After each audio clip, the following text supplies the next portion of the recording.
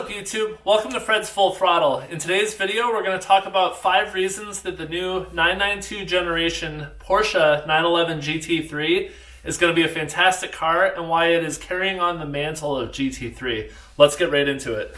Alright, hey, if you're new to the channel, please consider subscribing. I'm a small YouTuber doing car and motorcycle stuff. Hopefully you find it enjoyable, and we'll get right into today's video. So I've been a Porsche fan my whole life. When I was young, I got a chance to ride in an uncle's Porsche 928, and from that moment on, it was like my eyes have been opened for the first time, and I've always been a fan of the brand. So for the last year or so, Porsche hasn't made a 911 GT3. They were wrapping up the 991.2 generation, which the way that Porsche does their 911s, they have these kind of internal code numbers.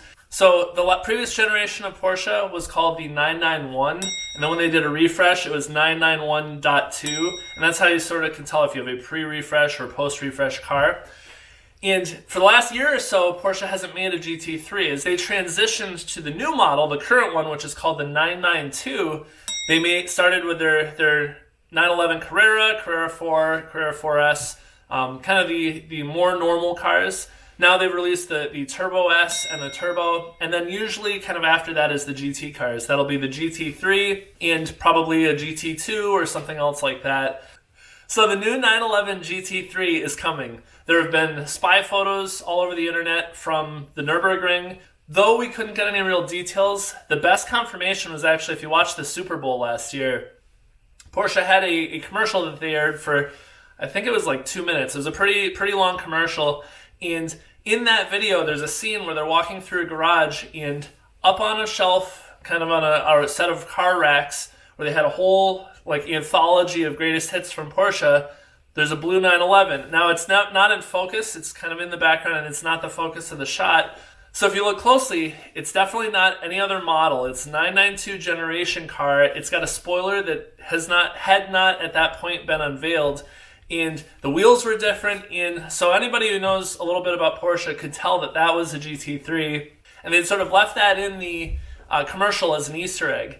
So for me, the 911's always been a bit of an aspirational car. They're ridiculous money. Right now, a used GT3 is like $150,000, and something new from the new generation is probably going to be upwards of $170,000, $180,000, and then they're instantly going to go on the secondhand market and be probably $200,000. So it's not realistic for me, but that doesn't mean I'm any less excited about it, or maybe someday down the road I can buy a used one. All right, so we're going to go on to the 5 things about the 911 GT3 for this next generation, the 992 generation, that are going to make that car stand out and why it is going to be definitely worthy of that badge of GT3. So one of the things that stands out about recent GT3s is the high revving naturally aspirated motor. People have been a little bit concerned that you might end up with a turbocharged car, since that's where Porsche is going for most of their other models, is to go to turbocharging and get better fuel economy, get better power, but not the GT3. So early on, people were seeing these cars go around the test tracks and the Nürburgring, and they could tell just from the sound that it didn't sound like a turbocharged motor. Thankfully, that's been confirmed. So it's going to be naturally aspirated. I believe it's a 4-liter motor, and it's going to make somewhere between 510 and 520 horsepower.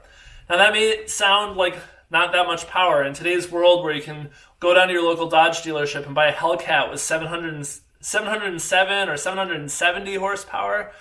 You can buy a pickup truck with over 700 horsepower. You can buy a Tesla with close to 1,000 electric horsepower. You might think, well, 500, isn't that a little meager? I mean, heck, this Corvette is 465. But the thing about Porsche is that it's more about how you get that power to the ground and the engine characteristics. And so from having driven a 991.2 GT3 and experiencing launch control and full acceleration, I can tell you these cars are really fast. And it's something that nobody who buys one is going to be disappointed by. Plus, every generation, they tend to bump it up 10, 15, 20 horsepower. The prior generation was about 500. This is going to be in that 510 to 520 horsepower range. So it's not a big bump, but it's progress, and we should really just be excited that it's not a turbocharged motor. So you're going to get that throttle response, and you're going to get that really great sounding whale of an engine when it revs out. So the next thing I want to talk about is the transmissions. So in the 991.1 version of the 911 GT3, you only could get PDK. PDK, if you're not familiar, and I'm hoping you are because you're on a car channel, Porsche Doppelkupplung, which just means double clutch transmission, if you translate it. The Porsche PDK is widely regarded as one of the best transmissions in the business. It's super, super smooth. It's seamless. When you're accelerating, you don't even really feel that bump of power when you're shifting. It'll let you hold the gear all the way to redline, and it's not going to upshift for you or downshift. It lets you make the choices. So if you drive badly, it's going to let you do that. But it's also seamless. It's a fantastic transmission. That's what I drove when I drove a 911 on the track. As I mentioned, a purist car. So my C7 is a manual transmission, and it's something that I am not doing a ton of track stuff. I'm not racing. I might do some track days. I might do some autocross events. But having a manual transmission is way more fun when you're driving around town. And so Porsche is going to maintain the manual. When they went to the 991.2 generation of GT3, they did bring back the manual. There was enough outcry from people who were buying these saying, I really wish you had a manual, that they were actually able to say, all right, let's do that.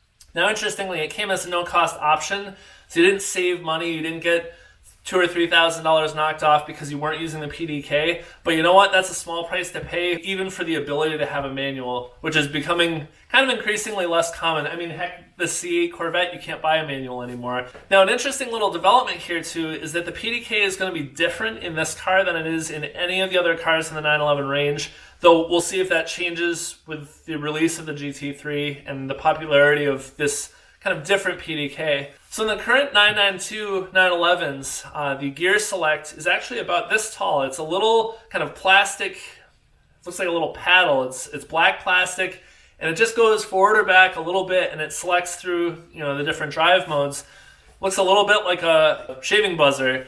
But the new 911 GT3 is not going to have that. So the new 911 GT3 is actually going to have what looks like a shifter there instead of that little kind of plastic knob. And so this is a little bit unique. You're still going to have the paddles behind the steering wheel for manual shifting, but for those that want a little bit more of an engaging experience and more like manual transmission cars, you're going to have this shifter here, and it's going to basically act a lot like what a rally car has in it, a sequential gear shift.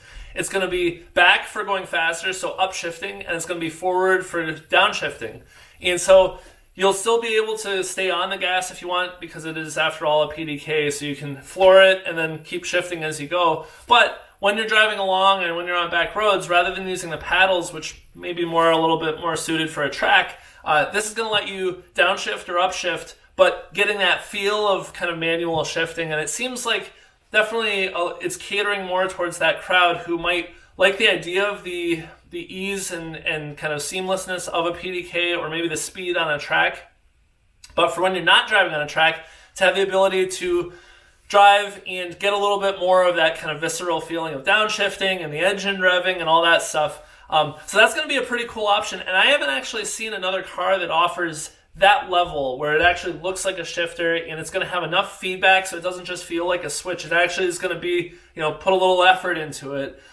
Certainly there are cars where you can move the stick over and go into some sort of an auto shift mode, but they generally feel like it's kind of an afterthought in the design process, and it doesn't have that feel of an actual shifter. This is supposedly going to feel a lot more like an actual manual transmission, even though you're not going to be rowing gears, you're just going to be going forward and backward. So I think that's really cool. All right, so the next point for the new 911 GT3 is that the weight isn't changing. Now, that might not seem like a big deal, but let me get into it a little bit. The old car weighs 3,150 pounds. I believe that's the wet weight, and so that means you've got your coolant and fuel and oil and all that other stuff. And that's when you're driving it and it's a full tank of gas, that's what the car weighs.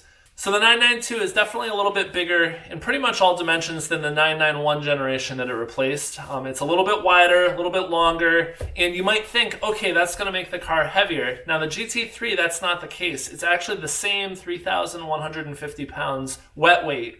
And so the great part about that is you've got slightly more powerful engine, you've got a lot more kind of fancy circuitry and kind of computers for keeping the car under control, and you've got a car that weighs the same. So if you're adding power and everything else is the same, the car is going to be faster.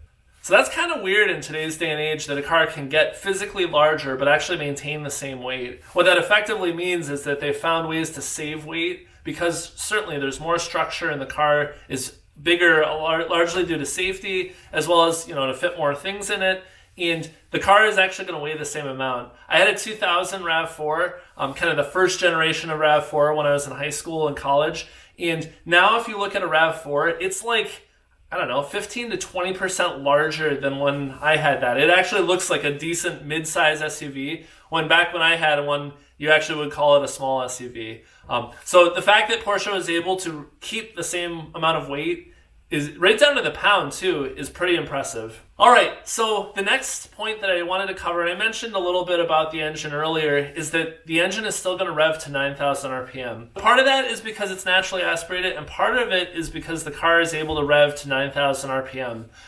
That's going to stay the case with this new car. It's still going to be able to rev to 9,000 RPM, and it still sounds great. So rest assured that the car is going to maintain that high-pitched, great-sounding engine noise. I don't know how much longer that's going to last. This might be the last generation of kind of a traditional GT3.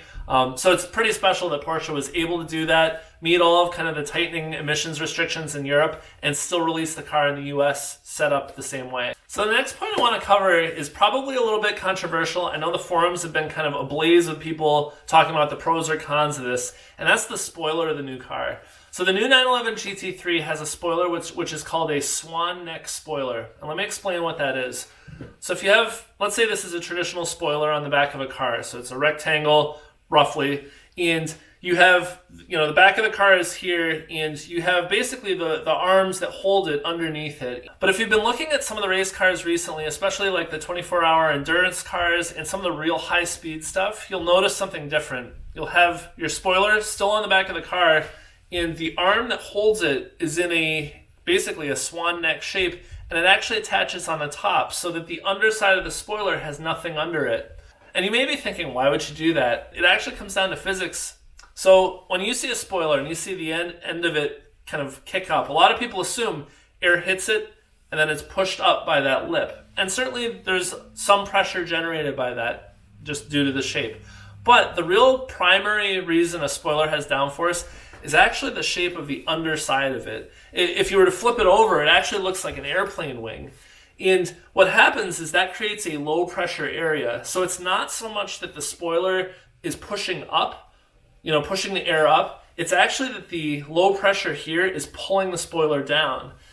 And so the benefit of a swan neck approach is that the air hitting this area on the bottom of the spoiler, the part that generates low pressure, is uninterrupted. You get a smoother airflow by not having the brackets and the mounting and whatever point of connection between the arm and the spoiler itself.